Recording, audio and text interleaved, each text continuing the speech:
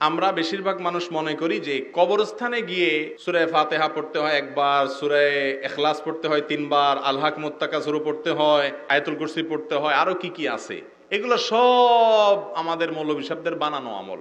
এগুলো made in Medina না, এগুলো 2 নম্বর, made in China. Made in Medina যদি জানতে চান, তো মেড ইন মদিনা হলো কবরস্থানে গিয়ে কবরবাসীকে সালাম দিবেন, সালামুন আলাইকুম দারা কওমিন মুমিনিন ওয়া ইন্না ইনশাআল্লাহু বিকুম লাহিকুন আনতুম লানা সালাফুন ওয়া নাহনু লাকুম তাবাউন।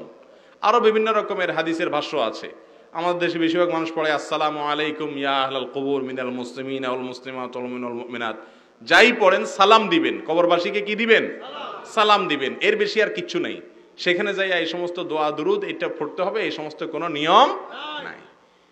এসব নিয়ম বানায় নিলে হুজুরদের সুবিধা, কারণ আপনারা জানবেন না, তখন বলবে পেমেন্ট করেন আমরা করে দেব। বুঝতে পারছেন? যাই হোক, কবরস্থানে যে কোনো কোরআন তেলাওয়াত করার দরকার, ওখানে কবর জিয়ারত করতে যাবেন মূলত আপনার নিজের স্বার্থে। সেটা কি? যাতে ওখানে গেলে আপনার মরণের কথা স্মরণ হয়।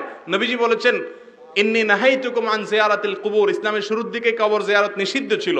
এরপরে বলেছেন ফাজুরুহাল আন ফাইন্নাহা তুযাক্কিরুকুমুল আখিরা, তোমরা এখন কবর জিয়ারত করো, কারণ কবরে গেলে আখিরাতের কথা স্মরণ হবে। আর যদি টাকা দিয়ে কবর জিয়ারত করান, তাহলে হুজুরে কবরস্থানে গিয়া আখিরাতের কথা স্মরণ না করে কব কত দিব জানি আজকে, ঠিক না ভাই? ঠিক, হুজুর পয়সা চিন্তা করবে। তো যাই হোক, হুজুরদেরকে হাদিয়া দিবেন এমনি দিবেন, আবার কামলা খাটায়া কেন হাদিয়া দিবেন? তো খারাপ কথা। একজন আলেম, একজন ইমাম সাহেবকে তো এমনি হাদিয়া দিবেন, আবার কামলা খাটাবেন, হুজুর যান আমার বাবার কবর জিয়ারত করে আসেন, এবার কামলা খাটছে এবার টাকা দেন। এটা কোনো সুন্দর জিনিস?